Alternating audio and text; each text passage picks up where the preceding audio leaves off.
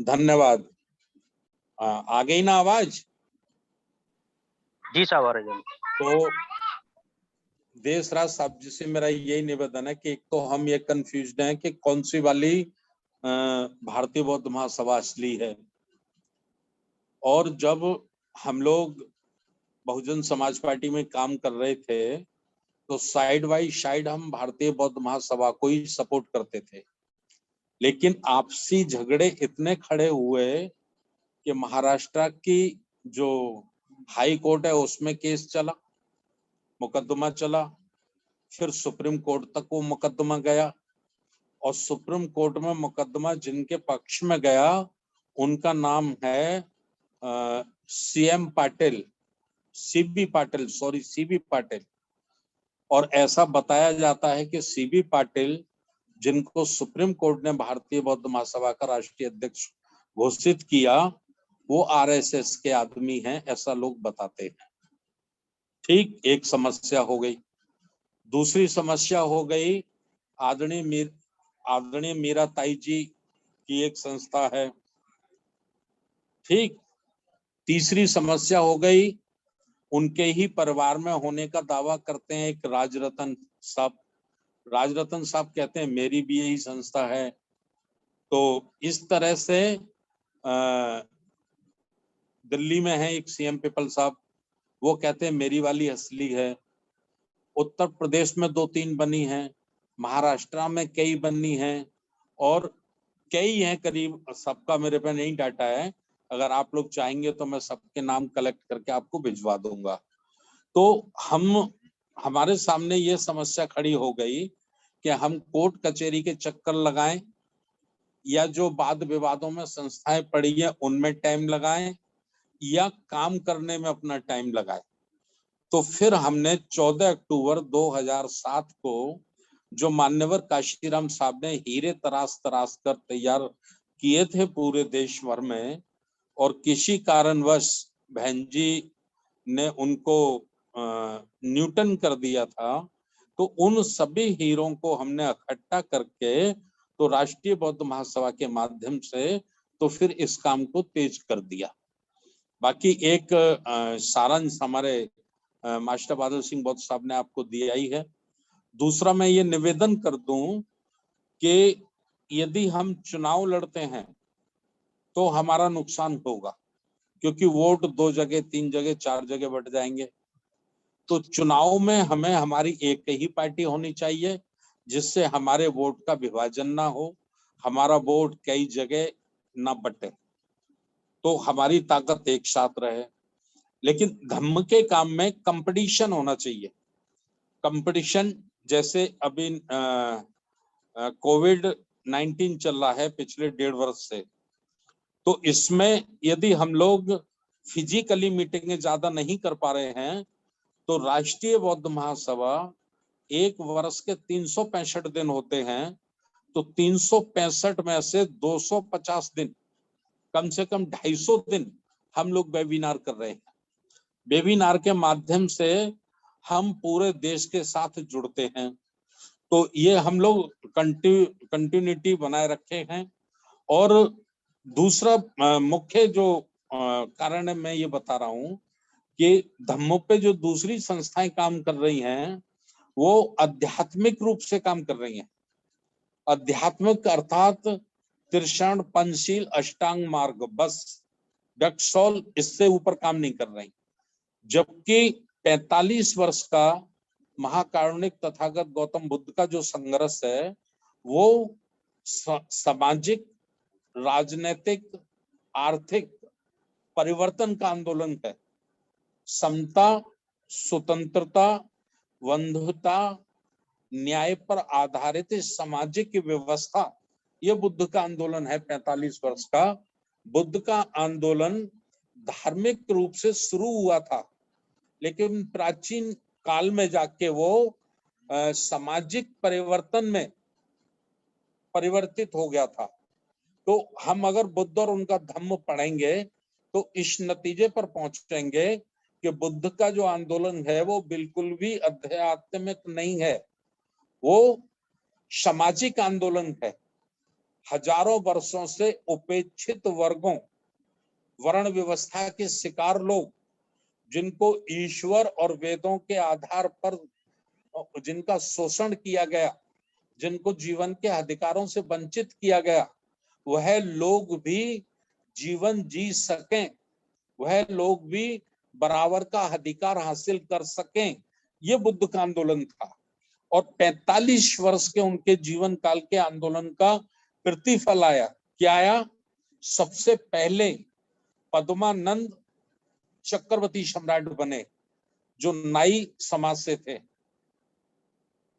फिर उनके बाद उनके भतीजे चंद्रगुप्त मौर्य आए, चंद्रगुप्त मौर्य के बाद बिंदुसार आए, बिंदुसार के बाद फिर अशोक सम्राट आए, बृहदत्त तक 10 पीढ़ियां आई।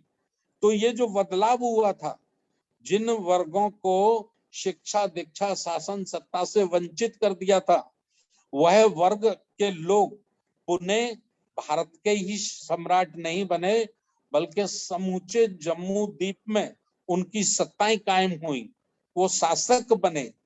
तो ये इसलिए मैं कहना चाहता हूं कि राष्ट्रीय बौद्ध महासभा जो मानव कल्याण के बिंदु हैं, मानव कल्याण के पहलू हैं, उन सबको ध्यान में रखते हुए काम कर रही है। त्रिशरणशील भी हम लोग करते हैं, पंचशील भी हम करते हैं, अष्टांग मार्ग भी करते हैं, और मैंने तो विपश्यना भी की है। लेकिन ये पर्याप्त नहीं है जब तक हम समाज के दुख सुख को सामने नहीं रखेंगे। तो इसीलिए बुद्ध ने नारा दिया था, बहुजन हिताय, बहुजन सुखाय, लोक अनुकंपाय। तो ये राष्ट्रीय बौद्ध महासभा का उद्देश्य है। समय बहुत हो गया है, मैं ज्यादा समय आपका नहीं लेना चाहता। बाकी देशराज जी से मैं निवेदन करना चाहता हूं कि वो हमारे साथ जुड़े रहें, ऊर्जावान हैं, पढ़े लिखे हैं, शायद इंजीनियर, उन्होंने अपना परिचय बताया था। हमको आप जैसे ऊर्जावान पढ़े लिखे व्यक्तियों की जरूरत है, और आप हमसे जुड़े रहें और हम आपसे जुड़े रहेंगे। जैसा मैं सोचता हूं और देशराज जी जैसा आप सोचते हैं, ऐसा लाखों करोड़ों लोग देश में सोचते हैं, लेकिन हम अपने घर बैठे बैठे सोचते हैं। तो घर बैठे बैठे सोचने से कुछ नहीं होगा, हमें निकलना होगा घर से निकल के, और हमारी जैसी सोच रखने वाले लोग हैं, उनको हमको एक सूत्र में पिरोना होगा, एक माला में पिरोना होगा। अनेक माता पिताओं की संतानों को हम विचारधारा के आधार पर एक साथ संगठित कर सकते हैं। यही वक्त की जरूरत है। आज भारत देश बड़े संकट के दौर से गुजर रहा है। महापुरुषों के आंदोलन से जो हमको आजादी मिली है, उस आजादी पे मुट्ठी भर लोगों की नजर है। वो उस आजादी को, उस लोकतंत्र को खत्म करना चाहते हैं। पुनः वो हजारों वर्ष पुरानी व्यवस्था को लाना चाहते हैं। इसलिए आज समय हमें आपस में ज्यादा बहस करने का नहीं है।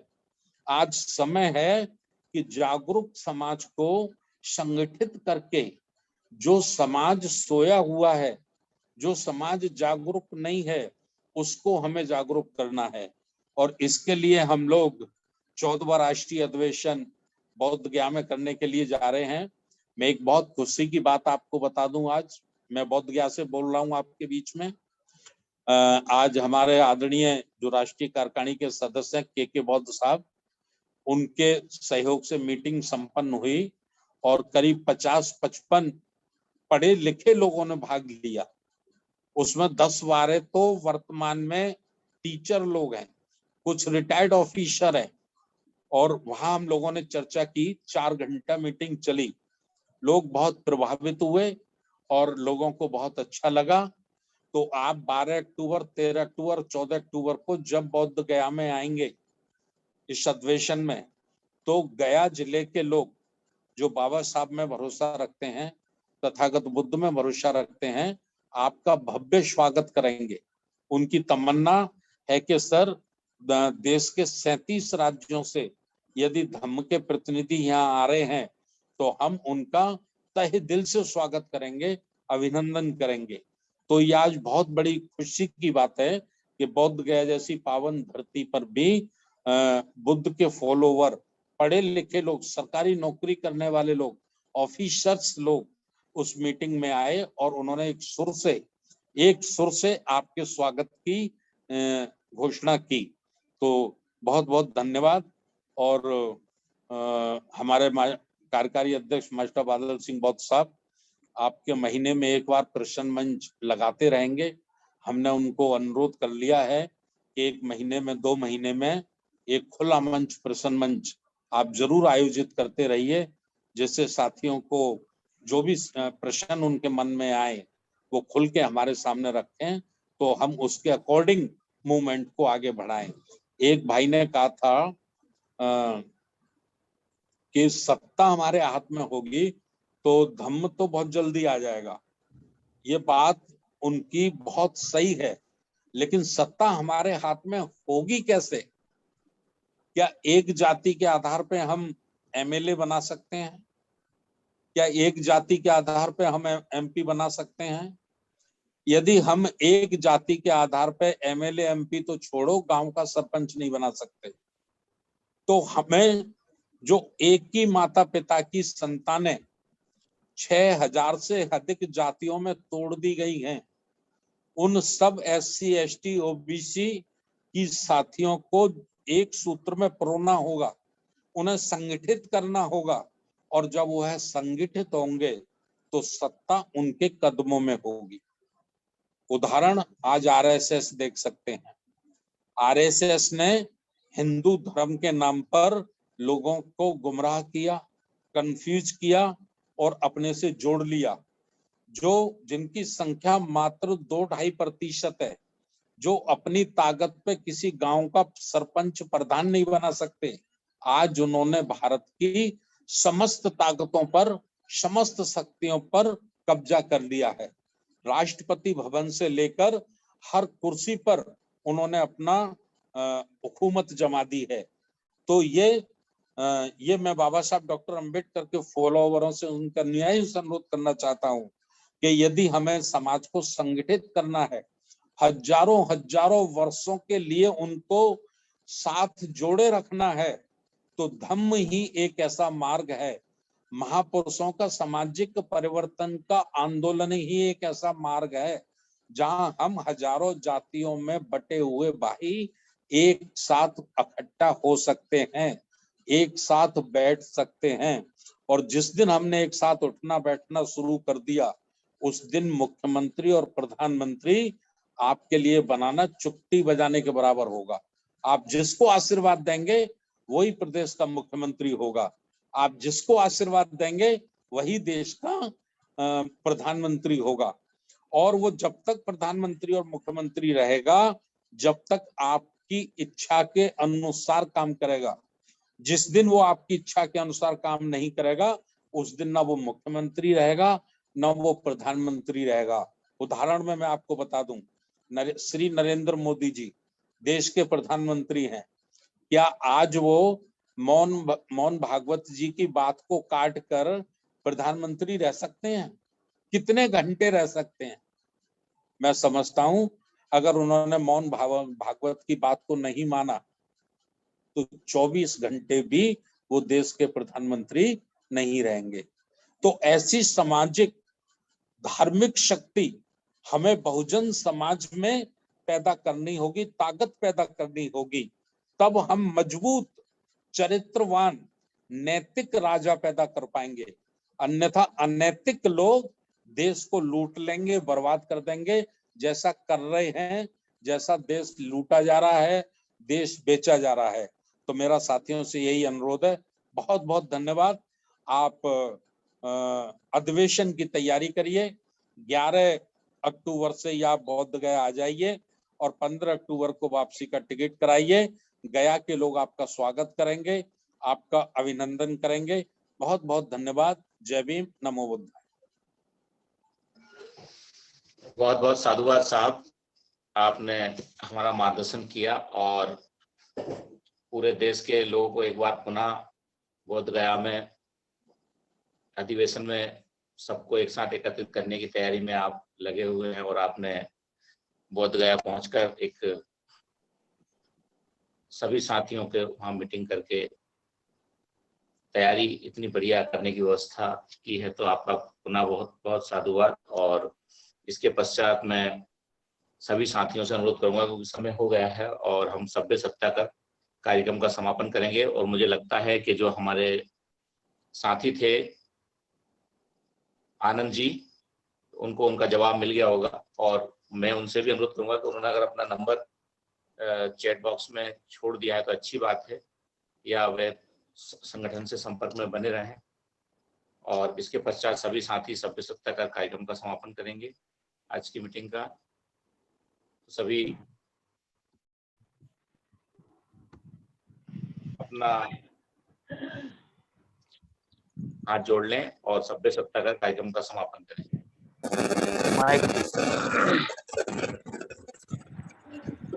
सब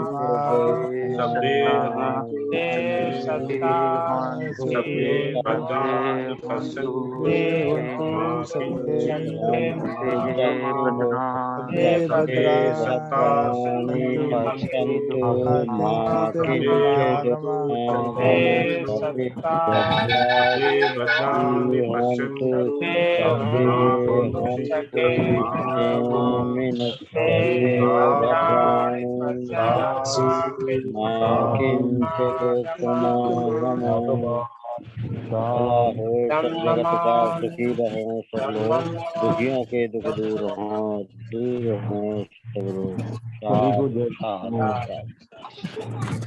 आज के वेबिनार के समापन की घोषणा की जाती है।